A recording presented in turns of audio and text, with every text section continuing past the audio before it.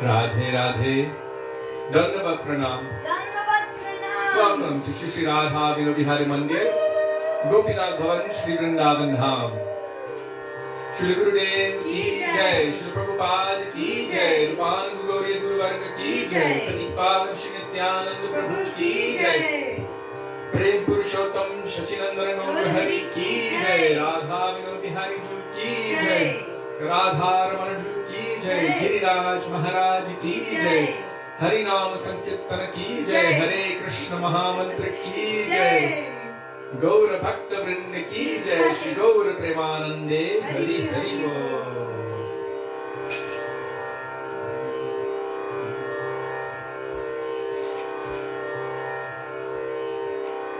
So for all of you who are present with us so far, we will begin with Mangalacharan, page 1 of this book, Shri Gauriya Giti Gucha, starting with Vandeham, Shri Guru, Shri Yutapada Kamala.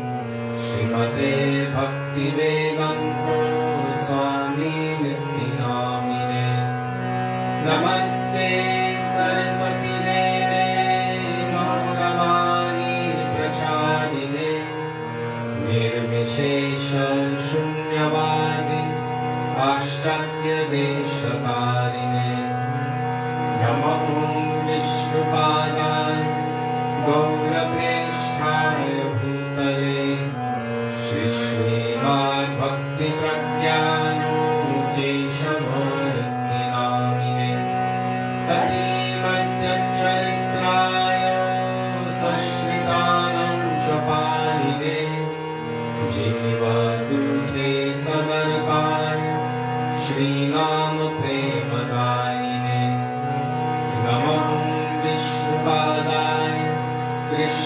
निर्देष्टाय भूतले श्रीमते भक्तिसिद्धान्त सरस्वतीति नामिने श्रीवर्षभारती देवी नैकाय कृपाभये कृष्ण संबंध विज्ञान दैने प्रभवे नमः माधुर्योज्ज्वल प्रेमाद्य श्रीरूपानुग भक्तिदा श्रीगौरकरुणाशक्ति विग्रहाय नमोस्तुते नमस्ते गौरवाणी श्रीमूर्तये निगतारिणे रूपानुगम्यनुभाव सिद्धान्तध्वन्तहारिणे नमो गौरकिशोराय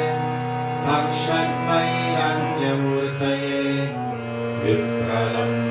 विप्रलम्भारसम्बोधे पदम्बुजायते नमः नमो भक्तिविनोदाय सच्चिदानन्दनामिने गौरशक्तिस्वरूपाय रूपानुगवरायते गौराविर्भावभूमेस्त्वं निर्देष्टा सजनप्रिय वैष्णवः सर्वभौम श्री जगन्नाथाय ते नमः वञ्चाकल्पतरुभ्यश्च कृपासिन्धुभ्यैव च पतितानां पावनेभ्यो वैष्णवेभ्यो नमो नमः नमो महावदन्याय कृष्णप्रेमप्रदायते कृष्णाय कृष्णचैतन्य नाम्ने गौरत्विषे नमः हे कृष्ण करुणा सिन्धो दीनबन्धो जगत्पते गोपेश गोपिकाकान्त राधाकान्त नमोऽस्तुते तप्तकञ्चन गौराङ्गी राधे वृन्दावनेश्वरी वृषभानुसुते देवी प्रणमामि हरिप्रिये जयतं सुरतोपङ्गो मम मन्दं मतिर्गति मत्सर्वस्वं पदम्बोजो राधामदनमोहनं दिव्यवृन्दारण्यकल्पद्रुमः श्रीमद्रत्नागारसिंहासनस्थो श्री श्रीराधा श्रीलगोविन्ददेव प्रेष्ठानिभिः सेव्यमानं स्मरामि श्रीमन्द्रसरसारम्भीरं शिवतत्त्वतस्थितः कर्षन्वेणुस्वरैर्गोपी गोपीनाथः श्रीयस्तुनः वृन्दाय तुलसीदेव्यै प्रियायै केशवस्य च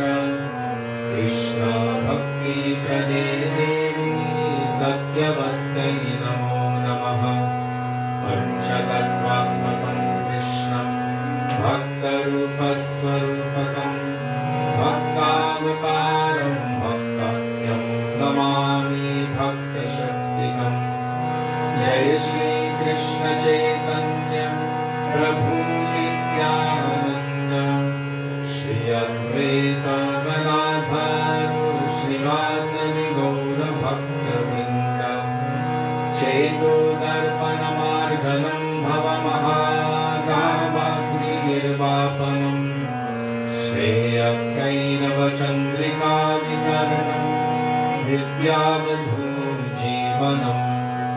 आनन्दं बुद्धिवर्धनं प्रतिपदं पूर्णामृतास्वादनं सर्वात्मस्वपनं परं विजयते श्रीकृष्णसङ्कीर्तनम् हरे नाम हरेर्नामेव केवलं हरो नस्त्येव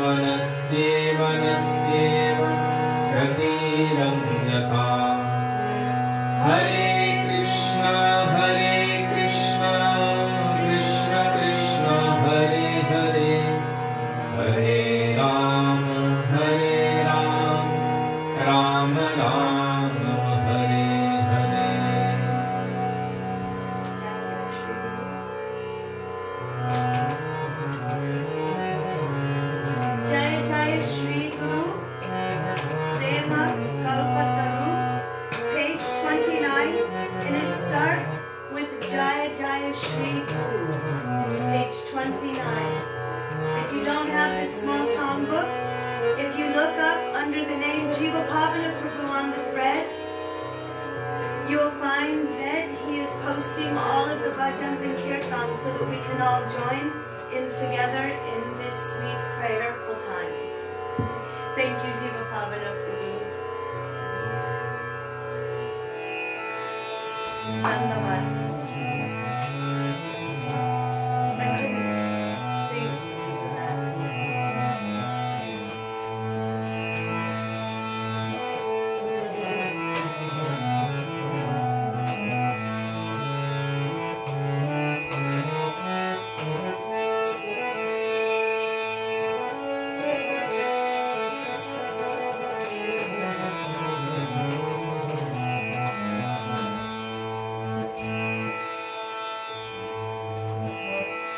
Dandava Pranam of Vaishnavas. Dandava Pranam. 29.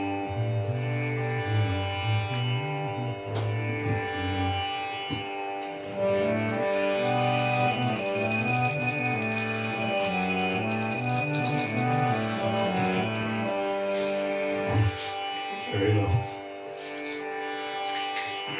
Don't do it so low.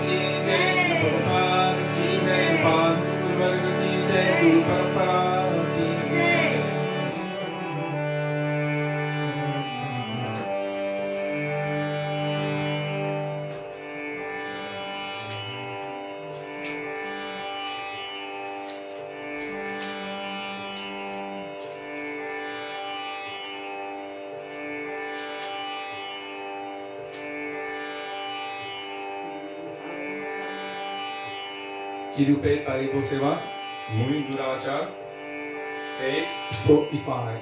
Starts with Kirupe. Kirupe.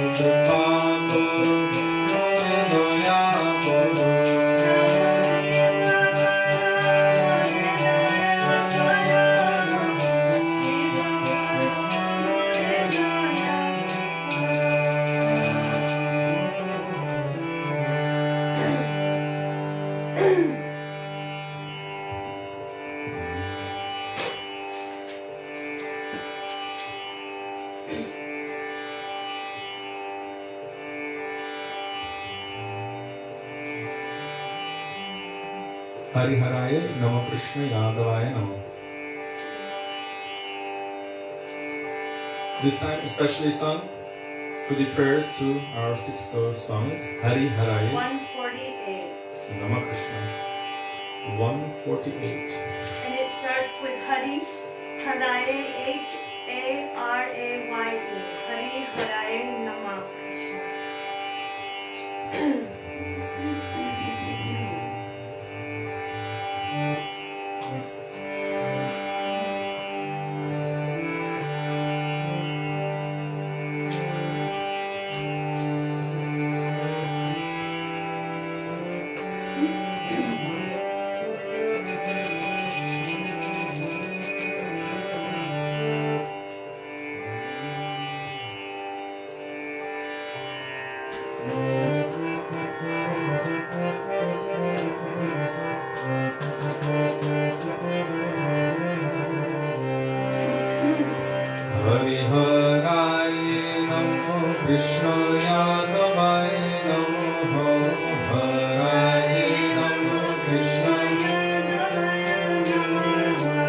Nityananda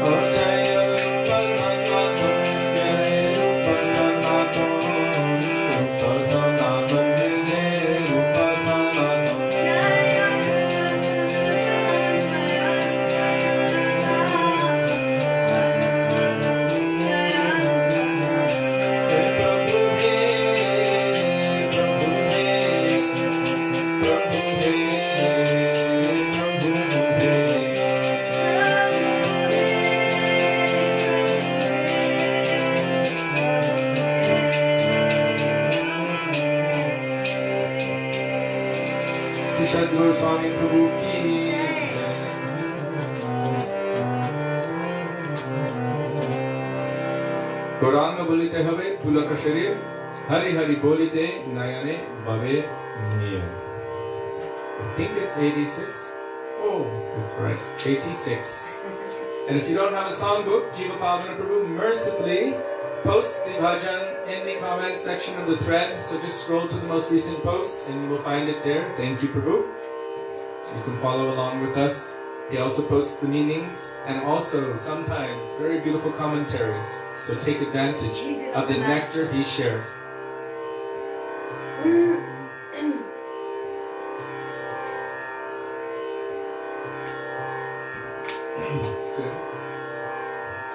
No?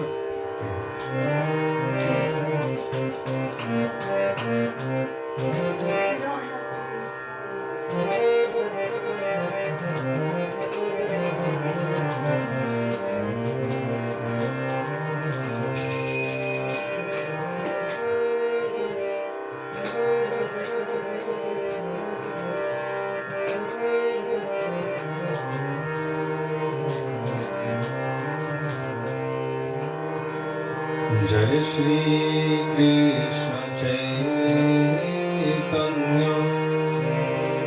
Prabhu Nityananda Shri Advaita Gadadhara Srivasadi Gaura Bhakta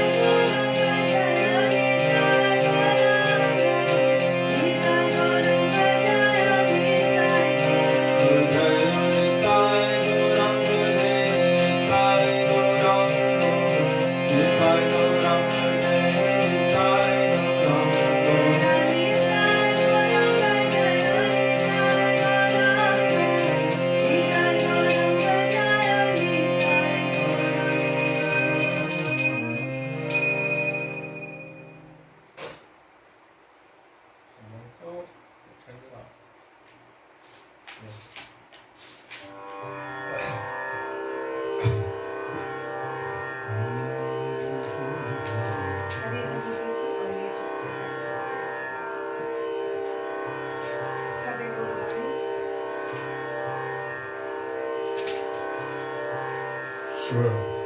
Where is it? Page 101, Kabe Gauravani, starts K-A-B-E-G-A-U-R-A-V-A-N-E. Kabe Gauravani, page 101 in the small songbook. Or you can just wait a moment and Jiva Pavana Prabhu will add it to the thread. Just scroll down to the last comment and you will find it.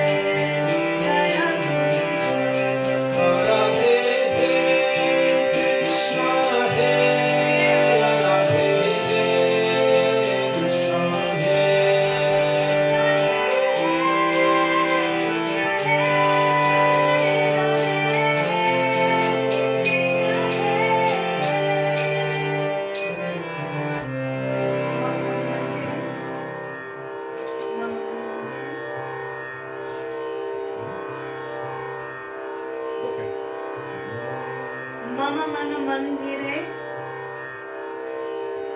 384. page 384. How does it start?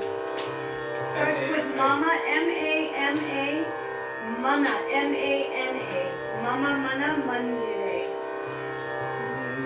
And remember, you start at the top and then you go to the bottom and then back up. Something like that.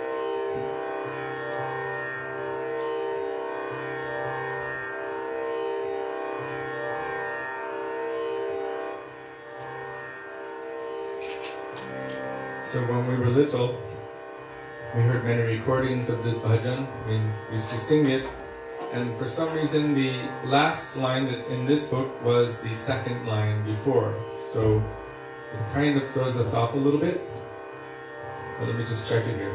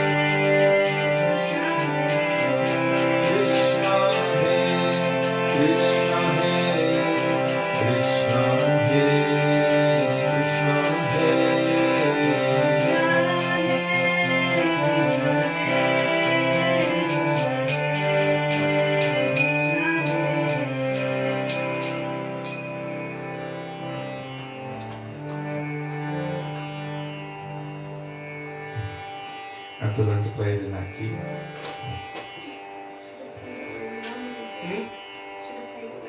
I don't have a normal. I've only played that song like 3 times in the last 20 years. So, It was good. but it's actually quite a difficult one, the way it navigates around.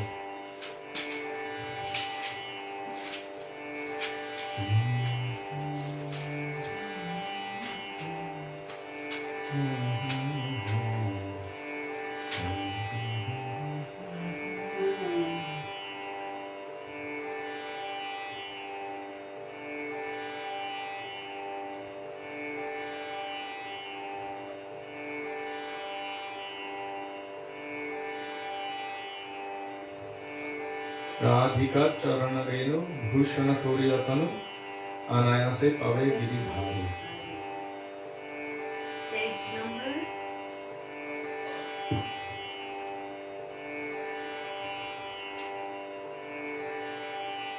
One, 2.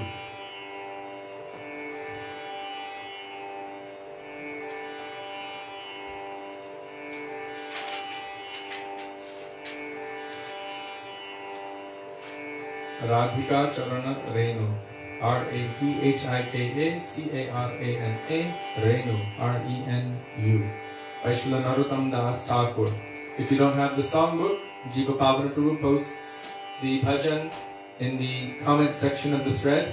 So just scroll to the most recent post by Jiva Pavana Prabhu and you will find the bhajan there. And you can follow along. Thank you, Prabhu.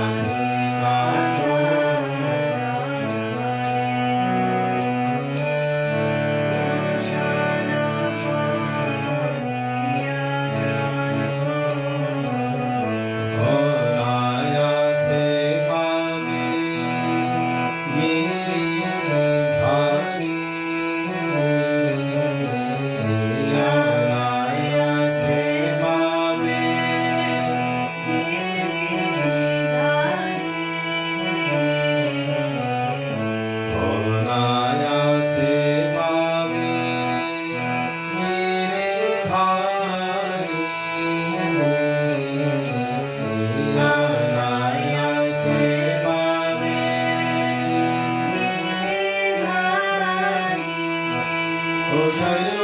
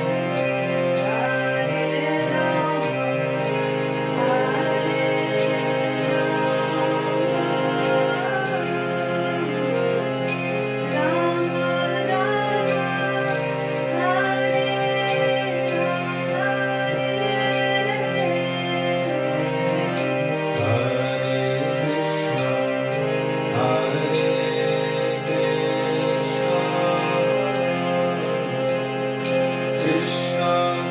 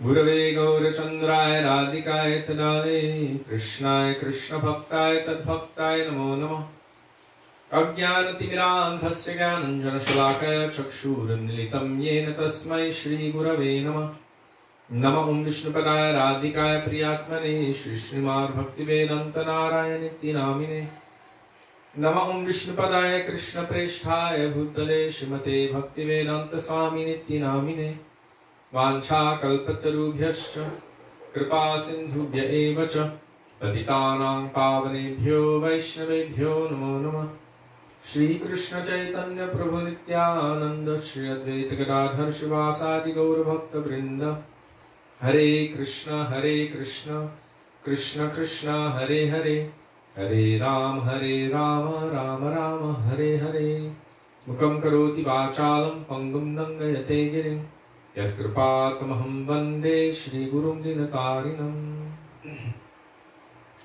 First of all, I offer my Dandavat Pranam thousands of times in the dust of the lotus feet of our beloved Gurudev, Nitya Lila Pravishta Om Vishnupad, Astottara Shri Srimad Shri Bhaktivedanta Narayan Goswami Maharaj, and the same thousands of Dandavat Pranam at the dust of the lotus feet of Nitya Lila Pravishta Om Vishnupad, Astottara Shri Srimad Shri Bhaktivedanta Swami Shri Prabhupada, and to all of our Rupanava Gauriya Guru Varga, and to all Vaishnavas past, present and future, including all of you who are present with us today, I offer my Dandavat Pranam. Dandavat Pranam.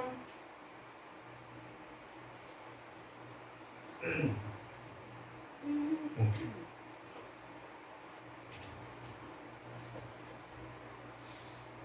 So we will continue today with Going Beyond Vaikuntha. I feel like by the time we finish this book, we will actually have gone beyond Vaikuntha. So this is not just any ordinary book. This is the Bhav Anuvad. It means the manifestation from the heart of our Gurudev, full of ras and bhav, full of nectar and mood, commenting on the divine revelation of Sri Sanatan Goswami known as Sri Brihad Bhagavatamrita. So before entering into this treasure, we will first pray in the dust of their lotus feet, begging that may even a particle of their moods which are present within these pages manifest within our hearts. And I will offer the prayer from Sri Raghunath Das Goswami to Sanatan Goswamipada, which our Srila Prabhupada also made a rendition of to his sannyas guru, our Param Gurudev Srila Bhakti Pragyan Keshav Goswami Maharaj.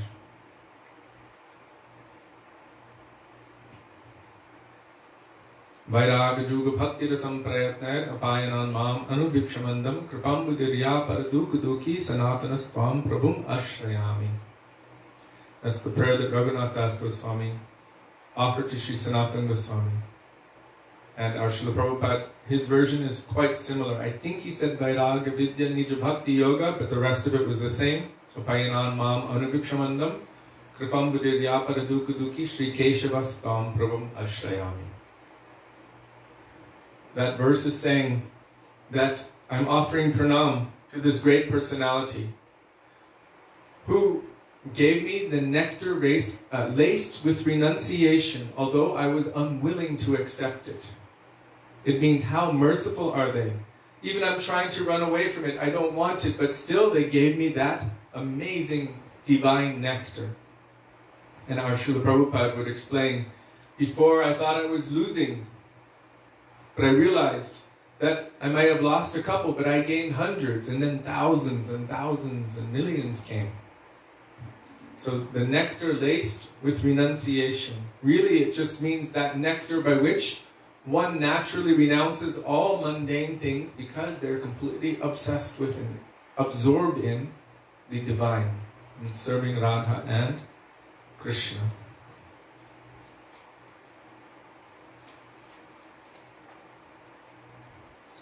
So yesterday, we came to the point where our Gurudev was paraphrasing the words of Srila Vishwanath Chakravarti Thakur. Vishwanath Chakravarti Thakur is known as Rasik Shiromani Acharya, the crest jewel of all Rasik Acharyas. Why is that? Because he has scoured all Vedic literatures. He has collected all treasures, but what he has presented and how he has presented it is full of ras and bhav. So much so that our Gurudev once said, if you sometimes don't know the answer to any question I ask, if you ever quote from Vishwanath Chakravarti Thakur, the answer is always right. That much faith our Gurudev had in him. And as I told recently, maybe on the day of Rupa Goswami, Srila Gurudev I didn't tell here, I told in the downstairs class, that our Srila Gurudev said at Radha Gokulananda Mandir, he said Rupa Goswami came and established Parakya Ras, the mood of the gopis' love for Krishna. He established it in a way that it was accepted by all. After some time, he said, it became lost. And then again, after some time, Vishwanath Chakravarti Thakur manifested. And he re-established this Parakya Ras. And he did it himself and also through his follower, Sri Baladev Vidyabhushan. And by that, we are able to worship Radha and Govinda together. The Gurudev said, after some time, again it became lost. And now I have come. So what his purpose was, his specific purpose was to re-establish this mood of Brajabhav, especially the mood of the love of the gopis for Krishna, especially the mood of the love of Srimati Radhika for Krishna. And establishing it through all Shastra, all Vedas, all evidences, so that no one can question that this is the highest love for Krishna. So he said, now I have come. And when he said that, it really struck me deeply in my heart that he is no ordinary person. He has come with a very specific mission, and it was necessary. Even at the time he was translating so many books like Gita Govinda and others, he said, I know you're not qualified to read these, but if I don't do it now, I don't see anyone at this moment who can do it. And if I don't do it now, it could be lost to the world forever. So I am presenting this. So there's a very particular speciality about what each Acharya comes to give.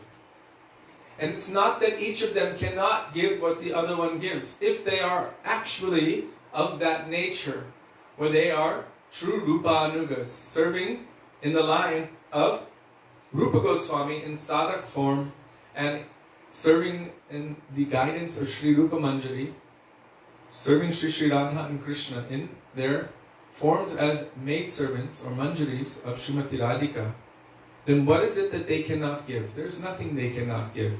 And yet each one has their particular specialities.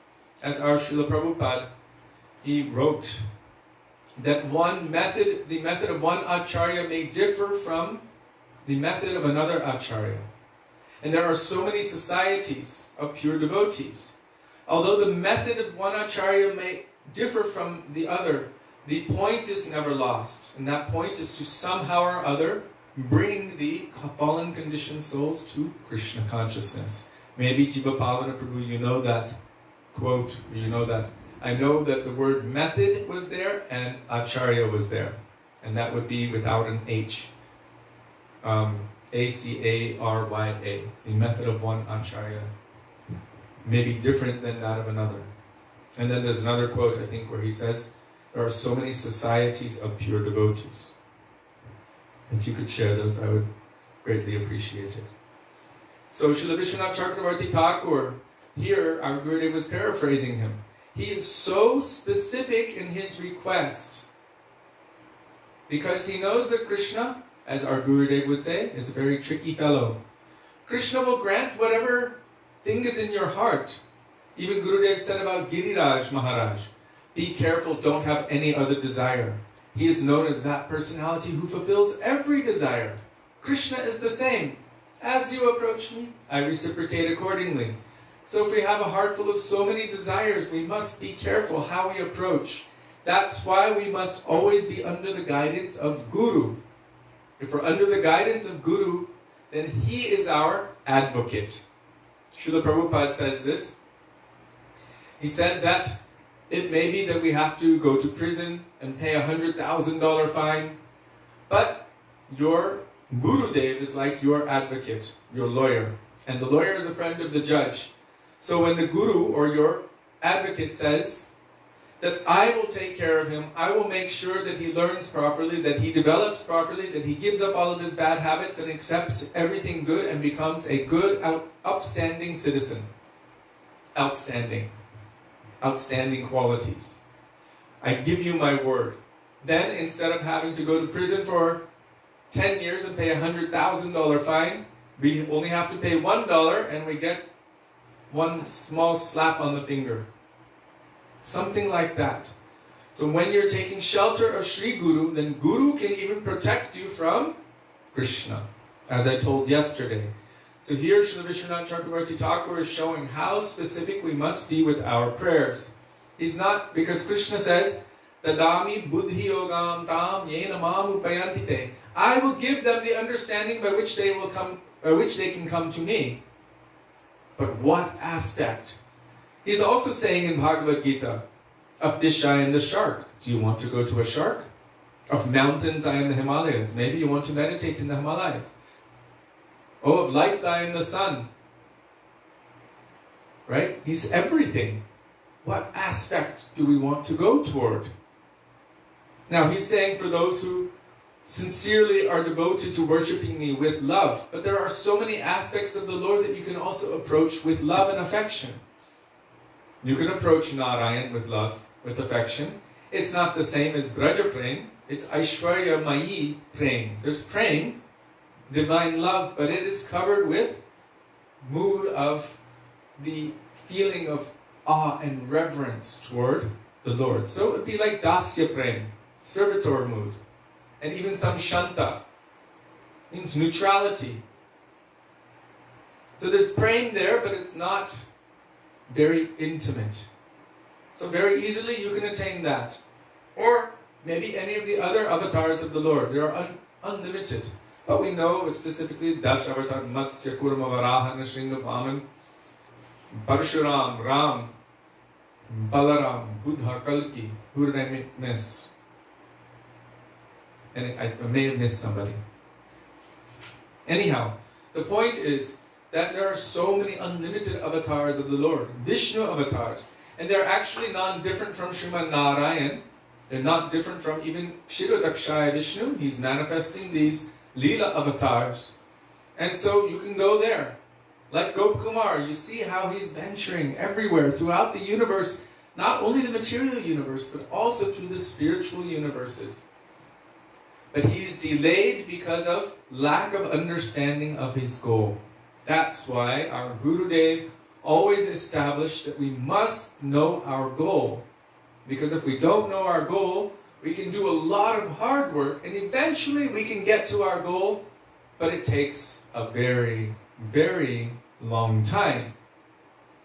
Like I've told before, I went to 4 years of university. 4 years. And I got very good grades. I think I was in the, what do you call it? Top grade point average. Somewhere, I think it was between 3.8 and 4 or something like that. I was quite up there in my test-taking ability and my retention and my understanding. But I did not establish a goal. So after 4 years of university, taking so many courses, because I had no goal, I didn't have a major, then I did not graduate. Well, I didn't graduate university, but I at least somehow was accepted by my Gurudev, but that's a different story. The point I'm trying to make is that if there is no goal, then what destination will you attain? So Krishna says the same thing in Bhagavad Gita. Without a goal, you won't attain any destination. You won't attain any destination. For one who is not exclusive or one-pointed. So the whole point of Brihad Bhagavatamrita is to teach us exclusivity. one-pointedness. As our Srila Gurudev said a few pages back, I think, I'm going quite slowly, maybe 10 pages back, not even that much, that neutrality has no place in bhakti, that it is actually detrimental to one's development of bhakti, that one must accept one particular Ishtadev, that's a particular form of the Supreme Lord, whom I will give all of my love and everything to. Everyone else, I give my honor, my respect, but there must be one Ishtadev. And who is that Ishtadev? I don't know. On my own, I don't know. Because I generally, since time without beginning, have only followed the dictates of my own mind and senses. So I would tend to choose any form based on what I like, which is not necessarily my eternal Lord. That is detected by Sri Guru. At the time of initiation, Sri Guru gives us direction. Your Ishtadev is Ram, or your Ishtadev is Krishna, or your Ishtadev is which Krishna? Oh, maybe Sakha Krishna, like Gopakumar. His goal is to be a cowherd boy in Vrindavan, although he hasn't realized it yet. Or maybe someone's goal is to be like a gopi, or a parent figure, like Nanda Yashoda, means Vatsalya Prem. Or as a maidservant of Srimati Radhika in the group of Lalita Saki under the guidance of Sri Rupa Manjari. What is the nature of my Atma? I don't even know what's going on in my body. What to speak of my Atma? I'm maybe aware a little bit of like 1 millimeter of the depth of my false ego. But how deep does it go? What about the nature of my soul? It's transcendental. I don't have the eyes to see it or know. So I must take shelter of that person who can detect the nature of my soul, submit to that person, follow their guidance, and then I can set my goal. And then everything that I do on the path of bhakti will naturally and automatically fall into place to support my arriving at that final destination. So Srila Vishwanath Chakravarti Thakur here is very specific in how he's praying. Yes, Krishna, you say, I know what you say. As you approach me, I reciprocate accordingly. So if someone approaches Krishna with a heart full of material desires, Krishna will give you that. If you're going to Krishna like, oh, I want to be a queen in Dwarka, maybe he'll give you that, or something like that. What I want. But if we approach Krishna with an exclusive mood of loving devotion, especially according to the way our Gurudev has directed us to do our sadhana, to attain our particular goal, our sadhya, then we should have a very specific prayer like Vishwanath Chakravarti Thakur. Vishwanath Chakravarti Thakur is saying, I don't want just any destination. Dadami buddhi yogam. You'll give me the intelligence by which I can come to what aspect of you? No. And yesterday we told that verse, Shyama Sundar Shikanda Shekara, Smerahasa Murli Manohara, Radhikara Sikamang Kripanithe, Svapriya Charana Kinkaring Kuru. Oh Krishna, if you can grant me anything, I only have one desire. If you can give me anything, my only desire is this. Make me a kinkari. Kinkari is another name for maidservant or manjari. Kinkari means what to do. What can I do? So it's this mood always. How can I serve you? What can I do? What can I do? What can I do? Svapriya charana kinkaring kuru. Kuru means to make. Make me a maidservant at the feet of your dear most beloved Srimati Radhika. If you can grant me anything, this is my only prayer. Srila Gurudev very strongly established that if Krishna were ever to stand in front of you and offer you anything, this should be your only prayer. Always state your goal. Everything else will come into play if your goal is fixed. If your goal is not fixed, then you can waste a lot of time. So here, Srila Vishwanath Chakravarti Thakur has offered such a beautiful prayer to Bhagavan. And no one can offer a higher prayer than this. He's saying, I want that intelligence, the intelligence to become the servant of the gopis, to become lost in that service and to forget everything else. This is what he is praying for. So inspire that transcendental knowledge of how to connect in such a way within my heart? Vishwanath Chakravarti Thakur is asking.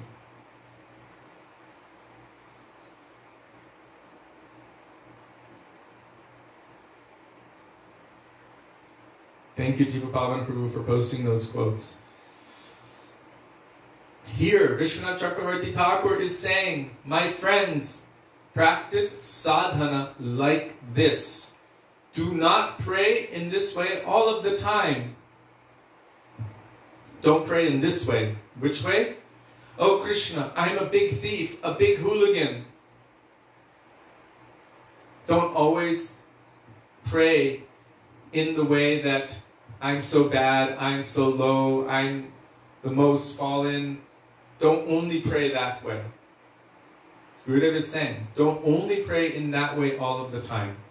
We should also have a positive prayer. Right? If we're just saying, revealing all of our own anarthas, and then saying, please give me mercy, or just give me the understanding how to attain you, that's also a little tricky.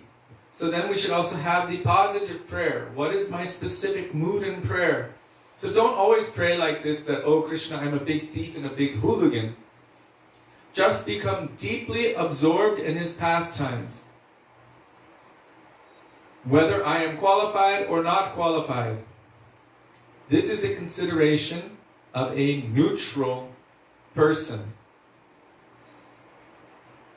So neutral person is thinking whether I'm qualified or not qualified. But someone who has genuine greed, they don't think. Greed that we spoke about yesterday. Transcendental desire which is impelling one to move forward. Let me give you an example of greed, and I'll make it a material example so that we can all understand it practically. So imagine right now that I have, I think a lot of you are in England, anyway, that I have buried a suitcase with 10 million pounds in a particular location in England, somewhere between Wales and London. And if I give you the information where it is and 24 hours to get it, and it's yours, clear, no taxes, nothing, it's yours.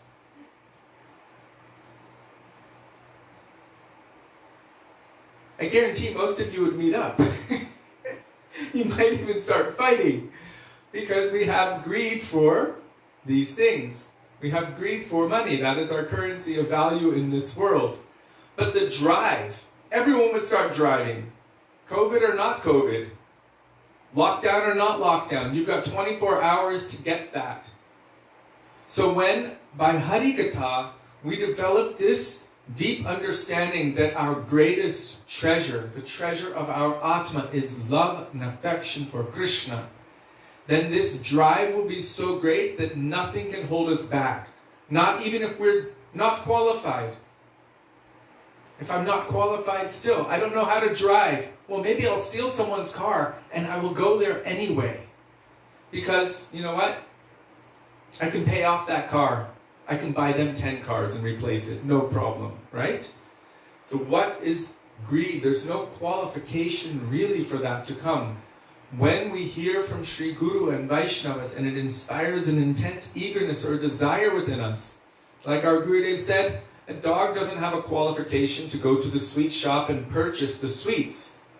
But boy, does he have greed. He is waiting for any remnant just to lick the bowl out after everything's been eaten. He's waiting for that remnant with saliva dripping. He's just looking, when, oh when will that day be mine, when I can have that one drop of sweetness.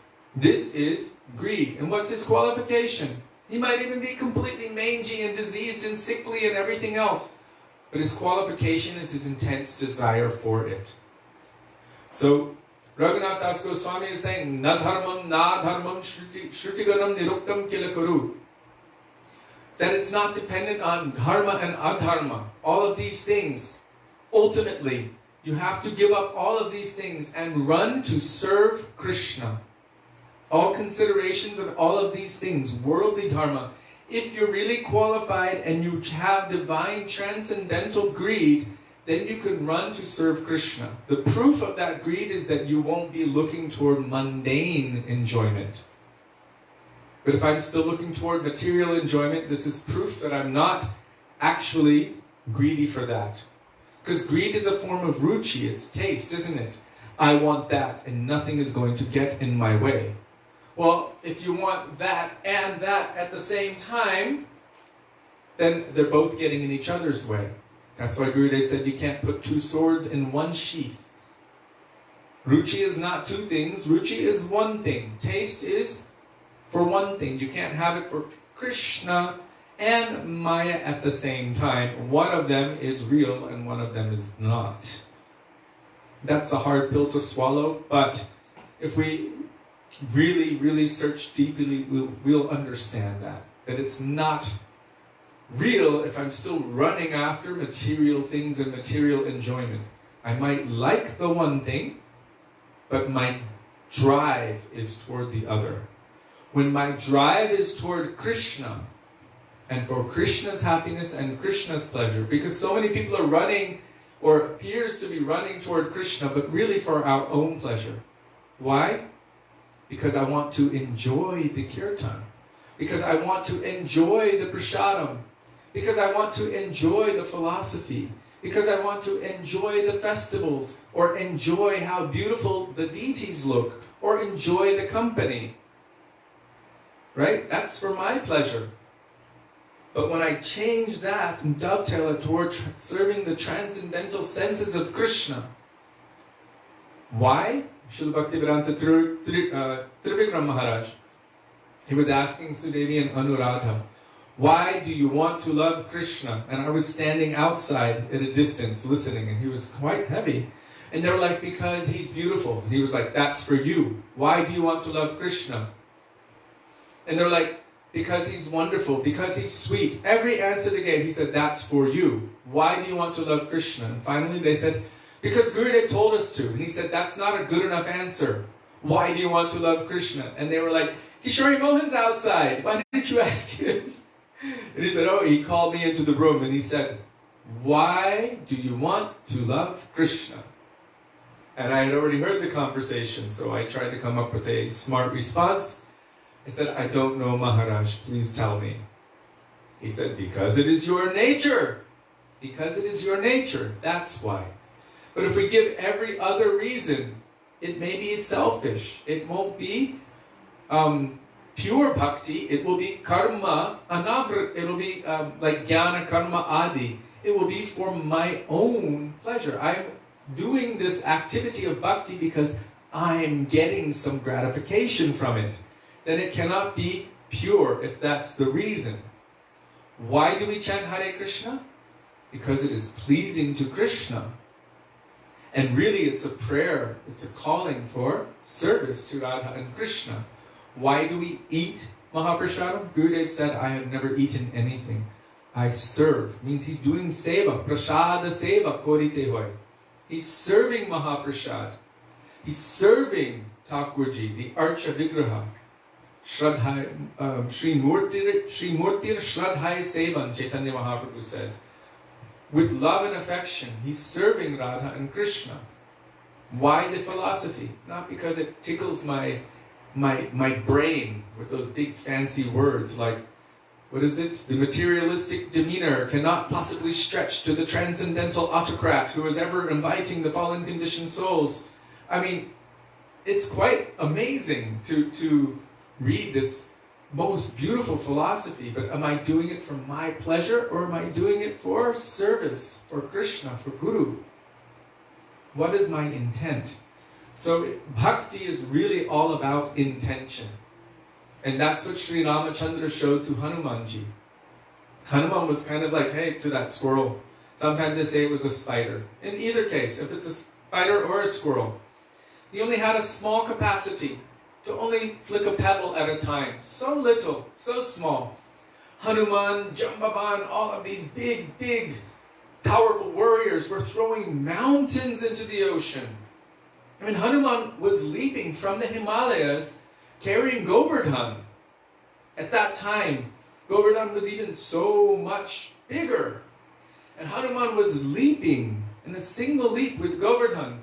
He only stopped and placed him down in Vrindavan because he heard a voice from the sky saying, wherever you are now, whatever you have, place it down where you are. How powerful was Hanuman? So when he saw this little squirrel or spider flicking pebbles, he said, what are you doing? It's not going to help. It's not going to do anything. Can't you see what we're doing? You're just going to get in the way. And then Sri Ram met Hanuman privately. And he told him, he's doing the best that he can according to his ability. He's giving everything. Whereas you are capable of carrying much, much more. Then Hanuman realized, oh, right. And I remember once, in this connection, we gave Gurudeva a donation. I think it was $600. And this was after traveling the whole year. And it was 3 people. Us 3 people were traveling. And we were able to give him $600. And that was everything we had left. And we gave it to Gurudev. And Gurudev looked at us with quite... it was just myself and Sudevi. Yeah, it was just us. At the time. And he looked at us with so much concern. And he was like, how will you maintain it so much? It's so much. You don't need to give me anything, he was saying. You don't need to give me anything. You're already giving me everything. How will you maintain? He was so concerned, and he looked at it like it was such a valuable treasure. $600. And at the same time, just afterward, or just before, another devotee handed him 5,000 pounds, just like that. And Gurudev said to them, why so little and why late? Why so little and why late? He was building a mosque. Yeah, he was building the temple, and they had, made an obligation to give a certain amount. So they gave half of what they had told, and they also came and gave it very late. So his question was, why so little and so late? Oh, so-and-so said they don't have enough money for the devotees to feed the Vaishnavas, so I gave them half. And Gurudev was quite disturbed about it. And so that person went back to their room and they were weeping, and Sudevi was trying to console them with chocolates and candies and like, it's okay, And they said, no, I know why Gurudev was treating me like that. I know why he treated me like that. They said, I spend that much every day for my own material enjoyment. Even more. It's such a little bit. And he treated it like that. And you gave him a little bit, but it was everything that you had. And he treated it like that. So that's our own personal little Hanuman and squirrel story. But the point is, intention is everything. Mood is everything in bhakti. And that's why the goal of all of our sadhana and bhakti is to attain mood, bhav bhakti. It means that mood, that intention is growing more and more. The intention, the desire to serve and please Shri Shri Radha and Krishna. Oh, nice, Raghu, yes. Our Gurudev said that he said, I don't eat anything, I serve Mahaprasad. And he said, and I don't chant anything. I've never chanted anything. And I was like, what? How can you not chant anything? We're supposed to be chanting japa. He's like, no, I serve Harinam Prabhu. It's such a different conception. It's, I am the doer consciousness versus Krishna consciousness. I am eating prasadam versus I am serving Krishna in the form of Mahaprasadam. Instead of I'm chanting or doing kirtan or doing Harinam, I am serving Krishna in the form of Harinam Prabhu. It completely revolutionizes the process. And one of the reasons that we may not be making rapid progress on the path of bhakti is because we're approaching it from the wrong perspective. That I am doing arti, that I am doing Harinam, that I am eating Mahaprasad. Really, it means that I am the enjoyer and Krishna is serving me. So to flip that to I am the servant and everything about me is for the pleasure and service of Krishna, then that can be said to be Krishna conscious. Instead of selfish conscious, we start to become Krishna conscious, where everything, all of these conceptions, they're okay, but they need to be adjusted, fine-tuned, dovetailed into the serving tendency. How to please Krishna without any expectation for anything in return. Because then that would be Karma Mishra Bhakti. I am serving Krishna so that I can be well off in this world, so that I can have health and wealth. So many people worship or serve any form of Bhagavan for these purposes. Give me this, give me that, give me this, serve me in this way. Oh, my daughter is sick, make her healthy. Oh, you failed to make her healthy? I reject you. You would have been so famous. There was a story like this.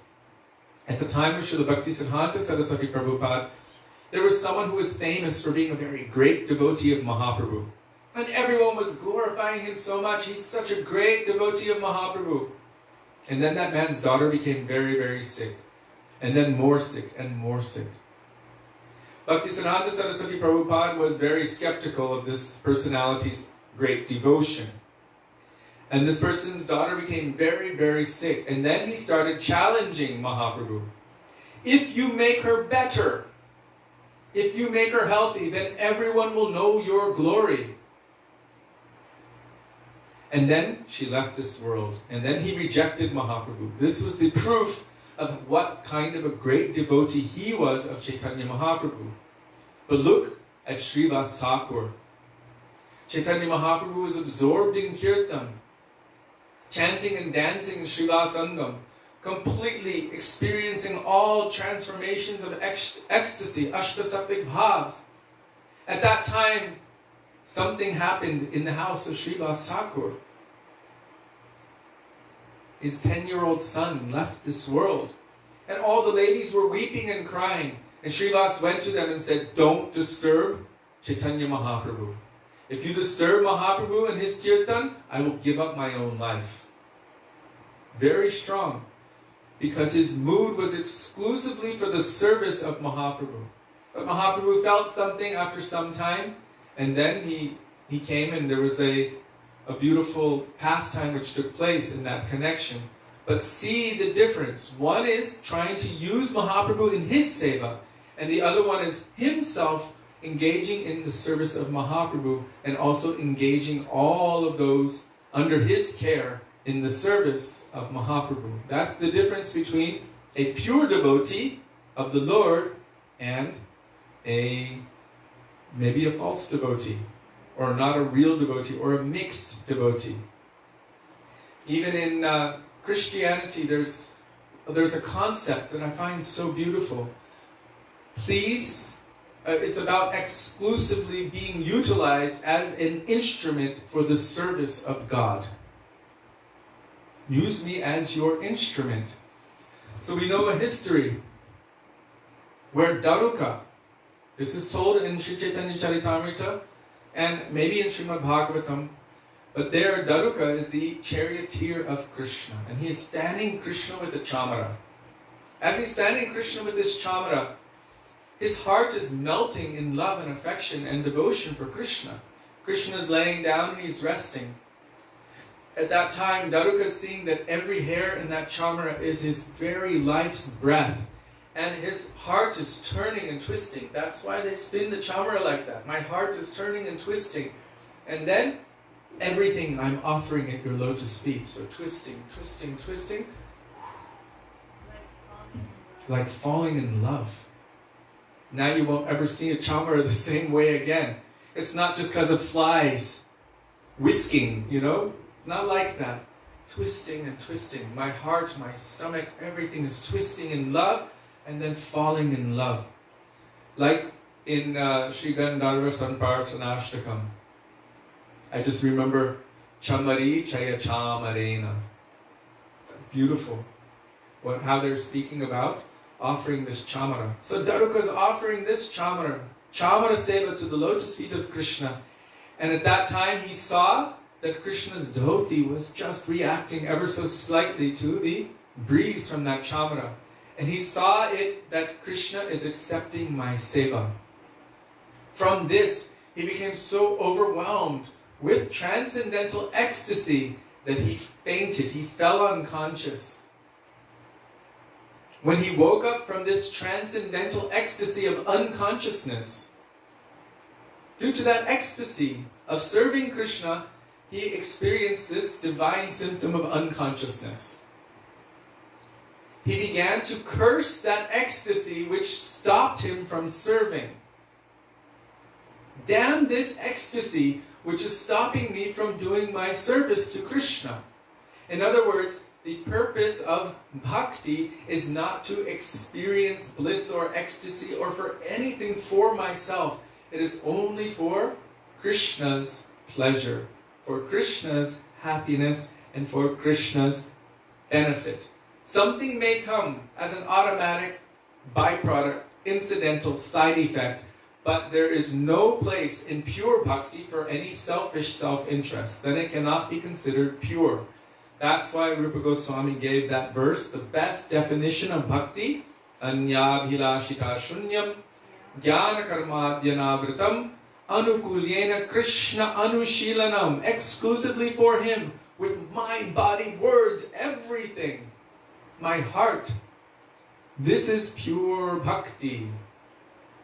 Krishna Anushilanam Bhaktir Uttama, the topmost pure bhakti. And what does Krishna say in response to this? I cannot repay you for your love, for your exclusive love and devotion. You have given up everything, even your name, your position in society. You have given up everything for me without wanting anything in return. If they don't want anything, then what can he give them? Nothing, except his very self. Because they have given their very self, the only thing he can do is offer himself. So Krishna becomes subservient to the pure love, completely unmotivated, transcendental, unprecedented, unceasing, divine, pure love of his devotees, especially his Brajavasis. And among the Brajavasis, especially his Brajagopis, and among the Brajagopis, Sarvakanti Shiromani, Vrishabhananandini, Srimati Radha Thakurani, Srimati Radhika. Vrishabhananandini, Srimati Radha Rani ki jai. So, Srila Vishwanath Chakravarti Thakur is continuing. Don't just tell Krishna how bad you are. Don't just try to estimate whether you're qualified or not. So many times I hear devotees saying this, oh, I'm so low, I'm so fallen, so I'm not even going to chant. So I'm not going to do anything. I'm not going to tell anyone about Krishna because I'm so bad, I'm so low. I knew someone once, disciple of Srila Prabhupada, who was very, very qualified, had such a good ability to preach the message of Krishna consciousness, had such an amazing retention for all of the verses, and was an expert preacher. Even Gurudev said he's expert in all Siddhanta. And he was like, I'm afraid to preach because I'm afraid that I might get proud from it. So instead of doing that, he didn't do any of that. He spent a lot of time doing other activities completely unrelated to bhakti and lost his valuable time, lost his valuable energy. So if we're only meditating on how low and how unqualified we are, that means we're not meditating on Krishna. Where does Krishna tell you to only meditate on how low and unqualified you are? That means you're meditating on your own pastimes. I'm speaking to myself as well. I'm so lusty. I'm so lusty. Then we're meditating on our lust. I have so much thirst for all kinds of material things. Oh, I love material things. I'm so thirsty for... Then you're thinking of material things. Oh, my sex desire is overflowing. I cannot control it. Like when we were little, we used to just hear this all the time. No illicit sex, no illicit sex. What's that? Do you understand what I'm saying? If you are meditating on something again and again and again, either positively or negatively, it still creates the impression. Positive or negative. Not this, not this, not this. It creates the impression. You're trying to avoid that thing. If that's your main focus, the impression comes. Or if you're trying to think of that thing, then the impression comes. So Krishna wants that a different impression comes. What's the impression Krishna wants? Manmana, the best shloka in Bhagavad Gita. Manmana, bhavamad bhakto, madhyaji, mam namaskuru. Then he says, Mam e vaishyasi satyam te pratijane priyosi me. That person who does these things, they are very, very dear to me. Pratijane priyosi me. What? Absorb your mind always in thinking of me. Become my devotee, my bhakta. Means do bhakti. Worship me. Offer your prayers, pranam unto me. But really the most important point is this first one. Manmana. Bhav. To always absorb the mind in remembering Krishna's names, forms, qualities, and pastimes in the association of his devotees, doing intense, deep, absorbed kirtan. Tannama rupa charita nisukirtananu smrityo kramena rasana manasi niyojya. How essential is that? So here Vishwanath Chakravarti Thakur is saying, and our Gurudeva is paraphrasing, don't just meditate on your own pastimes. I'm a thief, I'm a hooligan, I'm qualified, I'm not qualified. This is the consideration of a neutral person, and we already heard from Gurudev just a few pages back that neutrality is detrimental. Oh, in the realm of bhakti, neutrality is the most undesirable thing. Exclusive sentiment is the specific quality of bhakti. Therefore, in relation to Krishna, there will never be neutrality. So, that's just, I thought it was 10 pages back. It's only 3. So, this will be the consideration of a neutral person. Let us say someone has become greedy. I feel like I was in those classes. Let us say that someone has become greedy for a rasagula. Just so you know, it's not a rasgula, it's a rasagula. And it's not a gulab-jamun, it's a gulab jamun. I just found that out. So let's say someone has become greedy for a rasagula, and he has no money. Then by grabbing it, stealing it, or by any means, he will get it. Our greed for bhakti must be like that. And we should pray to Bhagavan that he will be merciful and give us this greed. So the purport here is that the buddhi yoga, or the intelligence by which we will connect, that buddhi yoga that we really want is the mercy of Yoga Maya. Yes? My question is, you're reading there and Gurudev is saying that if we're really greedy for something, basically beg, borrow, or steal. But we hear that we are not of the ascending process, that mercy is descending, that we can't just reach out and grasp it or demand it or steal it. It has to be given, it has to be bestowed. So how do you reconcile that? What actually is that greed then? Because it seems to be, by that example, that you can lie, steal and cheat and do whatever you have to attain it. But then again, those things are considered abominable and opposed to bhakti. So what actually is... What is greed in terms of bhakti? What is greed in terms of aspiring for that mood?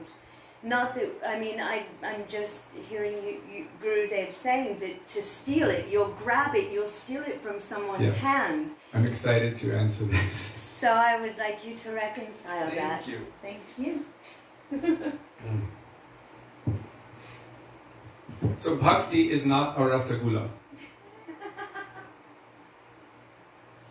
Bhakti could be a rasagula if you're approaching the rasagula with the proper mood. Not with the intent to enjoy it, but with the intent to serve it. That's a different story though. And that doesn't just mean putting it on someone else's plate, really seeing that as the mercy or the prasad which has descended, which Radha and Krishna have tasted, and to somehow serve that mood of their love and affection. It's a different thing from what Sudevi asked, but I just started with bhakti is not a rasagula. It's an example of greed. So we must understand what paramarthik or transcendental greed is. It's not a material thing, and that's something else that we should understand. The verses which describe this greed in bhakti, one of them is Krishna bhakti rasabhavitamati kriyatam yadi kutopi labhyate tatra loyam api mulyam ekalam janma koti shukritayana labhyate. Millions of lifetimes of doing good things in this world cannot give you desire for Krishna bhakti or Krishna bhakti ras. Cannot awaken that. What is the root cause of that? The intense greedy desire for it is the root cause. So then the question should come, how do I awaken that greed? Well, that greed is awakened in the association of devotees. Krishna bhakti janma mool hoy sadhu sangha. The root cause of Krishna bhakti's awakening, of the birth of Krishna bhakti, is the association of the pure devotees. And this is also echoed in the first line of Shuddha Bhakata Charanarenu Bhajana Anukul Bhakata Seva Paramasiddhi Prema Lati Karamul. Now here we have a little bit more. Not just association, because how do you associate? Now this is the essential thing. How does one associate with a Vaisnava, with a real sadhu, or with Sri Guru in such a way that divine or transcendental greed, lobha or lolyam for Krishna bhakti ras, awakens in one's heart? Rupa Goswami tells in the 4th verse of Sri Upadeshamrita, Tadati pratigrunnati guhyamakyati pritchati bhukte bhojayate chaiva shadvidham pritilakshanam. The 6 symptoms, the 6 activities that actually build a loving relationship. So with the deep loving relationship, what is this, the nature of the relationship? That person who is desperate for that thing will do whatever they can in that relationship to attain that. Because it's nothing I can grab like a rasagula, but it is something which is given. It is mercy which is descending. So, Bhakata Seva Paramasiddhi Premalati Karamul. How will I awaken that greed? By serving the Vaisnava. And that is a symptom of desire for that greed, or desire for bhakti, because bhakti comes by serving Sri Guru and Vaishnava. Sri Guru Charana Padma Keva Labhakati Sadma. The only way for bhakti to manifest or to awaken that is by taking shelter of serving the instruction, teachings of Sri Guru.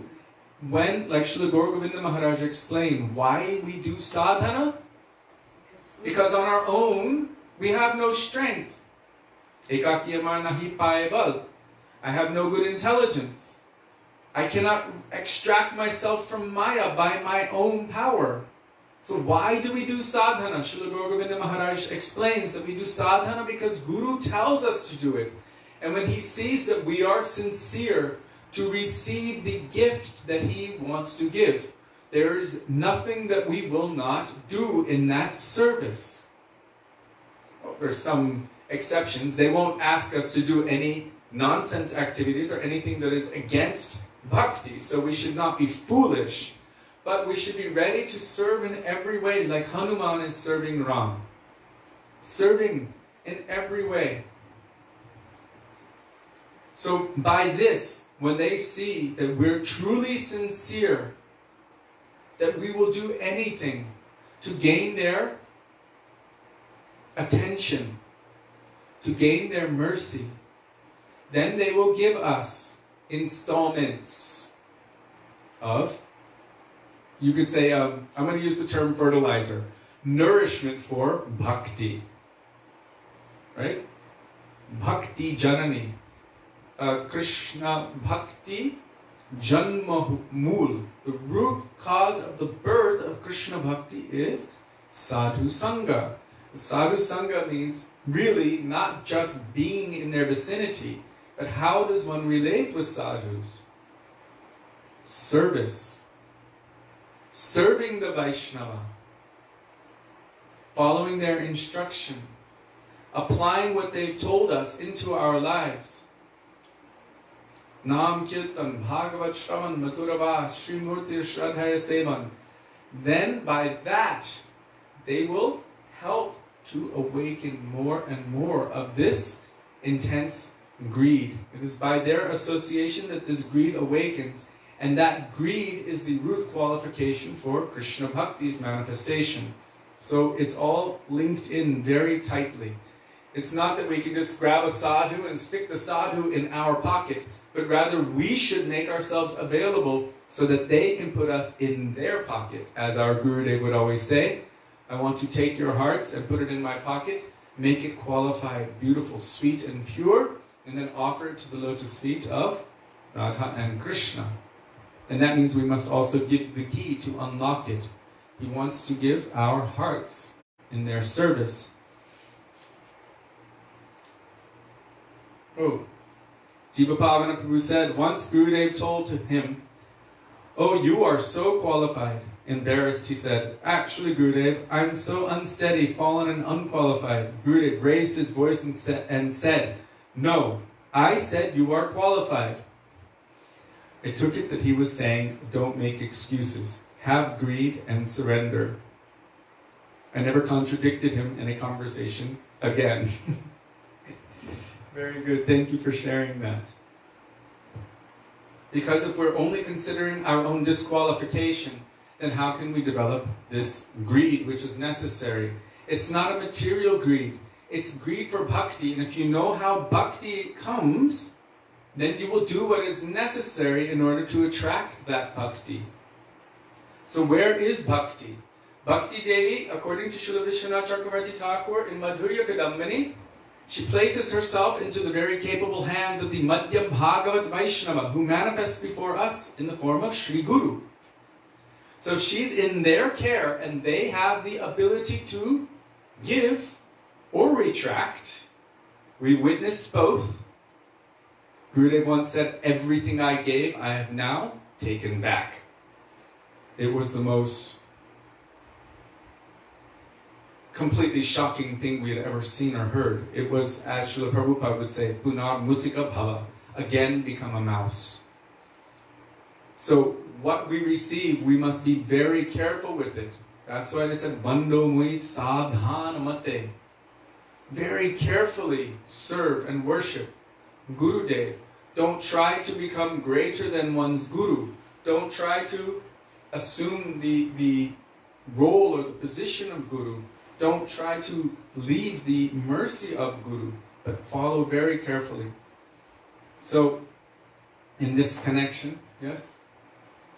I was just thinking and wanted to add that I used to remember seeing that devotees out of greed would, when Gurudev would finish a class, would run at him and rush at him. But in the process, elderly devotees or sick devotees or new devotees who have just met Gurudev, they wouldn't get a chance to come near him. And it was like jumping on the heads of everyone to get close to Gurudev. And I'm wondering, this wouldn't be considered greed, or would it? Because getting their association, you said, isn't by body, but we know that getting the glance of Guru is everything. But yet we would see people being trampled in the process, and Gurudev not able to walk. It took him 20 minutes to walk from the temple to his room. This is a very important point she's making. Sometimes Srila Gurudev would be sitting there for 3 hours straight, and he had to go to the toilet. But everyone was so greedy to touch his feet that it took him an hour to walk from the asan to his room to go to the toilet.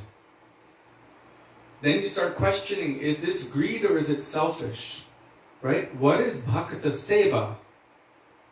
Doing, as Gurudev said, applying anyabhilashita shunyam anukulyena, in this case Guru Krishna anushilanam, applying that verse at the lotus feet of Sri Guru.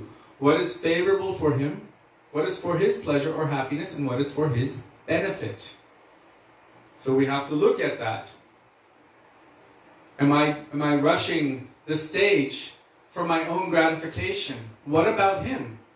What about what he needs? So this is something to consider. Is this genuine greed? And also so many brand new devotees were coming, and they barely ever had a chance to meet with Gurudeva or to see him or to even receive his glance. And everyone would, those who were senior maybe, would push everyone else out of the way and try to get in there to get that glance. Or the 30 times or 50 times a day touching Gurudev's feet. So sometimes it is called utsaha mayi, or false enthusiasm. That's why Srila Gurudev put so much attention and focus on this verse, anyabhilashita shunyam. Practically every single time he spoke, or that I heard him speak, I heard that shlok. Almost every time. He really wanted to impress it in us. One, that it needs to be applied to Krishna, and also it needs to be applied to Guru. First and foremost, apply this shlok wholly and totally to the lotus feet of Sri Guru. And it really adjusts the approach. For example, I swear, and I've told this before, sometimes, I remember it was New Braj in Badger, and I think there was about 8 or 9 people who were massaging him at the same time. So somebody had this hand, someone had that hand, someone had this part of the arm, someone had his neck, someone had his back, someone had this foot and that foot. There was like 8 or 9 people massaging him, all at the same time. And I looked at it, and I know what it's like to get different hands and different techniques at different parts of the body. You don't end up leaving the massage feeling balanced. You kind of have a mix of energies, and some are giving it hard and some are soft, and it's some people's hands are rough and some are cold and some are soft and some are really gentle, some are tickling and some are, it's everything. And it's nice for the devotees, but is it nice for Gurudev? And poor Madhav Maharaj, his back was as stiff as a board, and he was there by himself, although he was there 24 hours serving Gurudev in every way, translating and cooking and this and that and everything. But his back was so bad he could barely sit. And I saw him, he was slapping mustard oil onto his back like this, just like that, and trying to do something. And everyone was giving Gurudev this mixed massage. So I decided instead to give Madhav Maharaj a massage, which he really appreciated. And so at different times he would call me in after lunch. Can you, and actually Gurudeva, he asked me this question, can you massage so that I can sleep? And it was just me on Gurudev's bed, because I went to serve the servant. Then he gave me a different pass, internal, very, very gentle time to relax Gurudev so he could sleep. So just because we're doing something on the outside, and I'm sorry I've used that example, I'm not trying to glorify myself, I just felt like I couldn't have any place to even get in there at all to massage any part of Gurudev, because there was 9 people there, so I just went to massage Madhav Maharaj instead. And Madhav Maharaj gave me that that seva out of his own kindness and out of his heart. But yes, we should see if what we call greed is favorable to the object of our seva or not. And that's how you can also know if it's genuine. I mean, I met some devotees way back, newly married couple with a baby, and they were like, we have greed, we have no more lust. And I was like, oh, I'm so proud of you, I'm so happy for you, Dandava Pranam, and I backed up. I have no more lust. This is not a good thing to say, not to claim anyway. So, greed is not just because someone says I have it. Greed is transcendental lobha or lolyam, this divine greed which is necessary, the root requirement for Krishna Bhakti Ras. It has its symptoms, and the symptoms of that greed are desperate to serve the Vaishnavas, desperate to gain their mercy, desperate for a sidelong glance, but not in a way that I will be like an annoying mosquito. Srila Gurudev said, also the mosquitoes are always associating. Insects are associating, but they're creating disturbance. Don't be like a mosquito. Mosquitoes come and they take your energy, they take your blood, and they create itch. And they buzz around you for a long time and you can't rest. So there are disciples who are more like mosquitoes, and there are disciples who are more like Hanuman. And there's a difference. One is always endeavoring to serve, to better, Gurudev said, to better serve their master. Always endeavoring to improve the quality of the service. And that means in every way. How will this be beneficial for Gurudev? Not just how will it be pleasing, but how will it be beneficial? Like I told before, in the last days when we were in Govardhan, how when he was intubated, at that time the doctor said, whatever you do, don't lay his bed flat. It won't be good. It's not good for him. Always keep him on a slight incline. And anyone who's a nurse understands this. Anyone who's not a nurse might not understand it, but I was trying to follow the order of the doctors. Gurudev was getting upset. I want to lay flat. You should lay me flat. He's Gurudev, so we must follow the order of Gurudev. I ran to the doctor and I said, Doctor, why should we not lay him flat? The doctor explained everything, how the result could be lung infections and this and that. We drew a diagram, I ran and showed it to everyone, and then Maharaja made the executive order.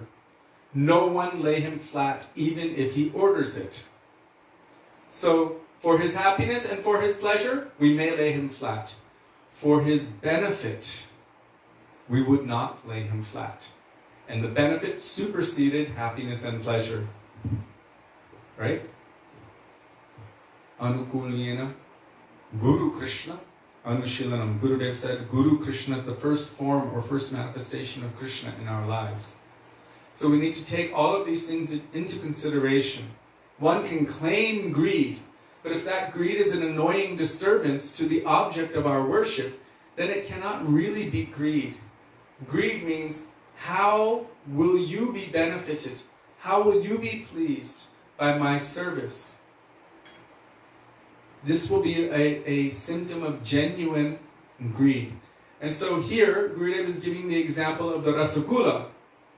Yes, we must have that drive, but that drive in bhakti is not just a rasagula. The drive in bhakti is, how will they be merciful to me? How can I attract? Like Srila Prabhupada said, you should not try to see Krishna, but rather you should act in such a way that Krishna will want to see you. So this is how our greed will be expressed. I will serve in such a way that my Gurudev will notice and he will give me his mercy. That means I'm a beggar. I have no right to take, but but I will give every bit of my energy in such a way that my Gurudev will look and he will cast his sidelong glance. As our Gurudev said, and I will end here because it's already getting late, if any of my disciple is always with me and serving so much, then for sure and certain my mercy is with them.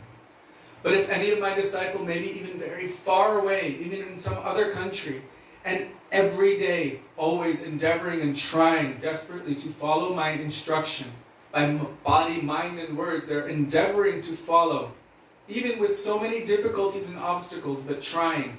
He said, what to speak of my mercy being with them? My heart cannot help itself. My heart will fully melt and flow to that person. It means all of his mercy will go there. So we should be in such a way that even if I am not qualified, I'm still going to do the best I can to get your merciful glance, to get your blessing, to get your mercy. As Bhaktivedanta Thakur said, Sarvasva tomar charani sampya, Orechi tomar ghare, tumi to Thakur tomar kukur, bolia jana ho more. Gurudev said we can apply this first to Gurudev, then we can apply it to Krishna. Sarvasva tomar, everything I have, everything I am, everything I'm made of, it is yours. Sarvasva tomar, everything belongs to you. Charane sampya, I am completely submitting myself at your lotus feet. Sarvasva tomar charane sampya, orechi tomar ghare. I am just residing as a servant in your home. Tumito Thakur, you are my master. Thakur is more than master. Thakur is like my everything. The object of my seva, my beloved. That's what we call Krishna Thakurji. We don't really say deities. Deity means form of God, but Thakurji means my pranana, the Lord of my life. Tumito Thakur, tomara kukur, and I am just like your dog. So what is the nature of this dog? What qualification does he have? He's a dog, but yet he's always doing something, trying to get the merciful glance of his master. And if he does something naughty, he has nowhere to run except for the feet of his master. He accepts whatever comes to him, and he's still looking like, I'm yours, I'm yours. How can I make you happy? Let me dance around you. Let me scare unfavorable things away. I will lick your feet. I'll do anything. Just please give me your merciful sidelong glance. And we see that same mood echoed again and again and again in all of our shastras. Kada karishyasi hamam kripa kataksha bhajanam. Srila Gurudev ki jai, Srila Prabhupada ki jai, Srila Goswamipada ki jai, Bhanu Guru Varga ki jai, Gaura Bhakta Vrinda ki jai, Gaura Premanande, Hari Hari Bo. Oh wow, someone writes, sounds so much like Spanish. Servirse y tomar. Nice. I noticed some of the Latin-based languages have a lot of similarity to Sanskrit. Also Lithuanian. Yes, Lithuanian. I was talking about the lotus feet of the feet of the Vaishnavas, and we chanted this Vaishnavera pada dhuli tahe mora. Yes. And as they were translating it, I said Vaishnavera pada dhuli, the dust from the feet of the Vaishnavas, and they translated it as Vaishnavas Piedos Dulikas. And I was like, what did you just say? It was almost the same wording in Sanskrit or Bengali, so it was quite interesting. Jai. Srila Gurudeva ki jai.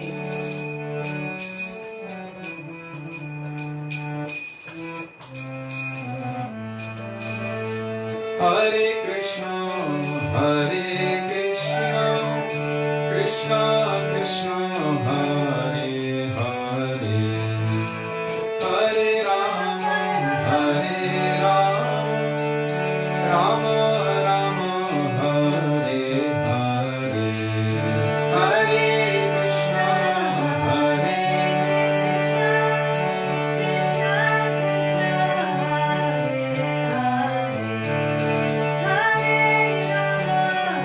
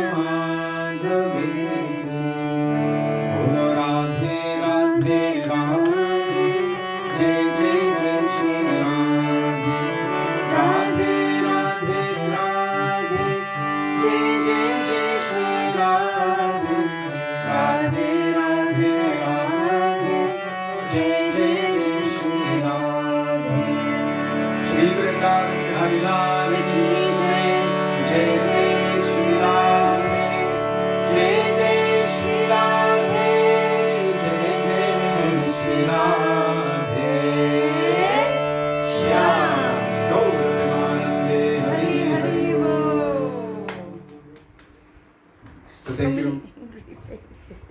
What are all the angry faces for? There are so many. We're showing Thakurji. Watch your fingers there. No, angry. It's for me, you can have angry faces, but not for them. They're so sweet.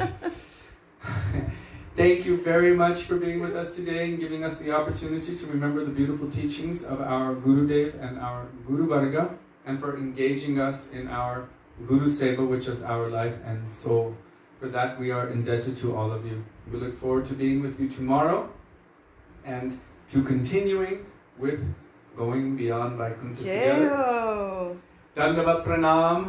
Hare Krishna. Radhe Radhe. Radhe Radhe. Radha Vino Bihari Ju ki Jai.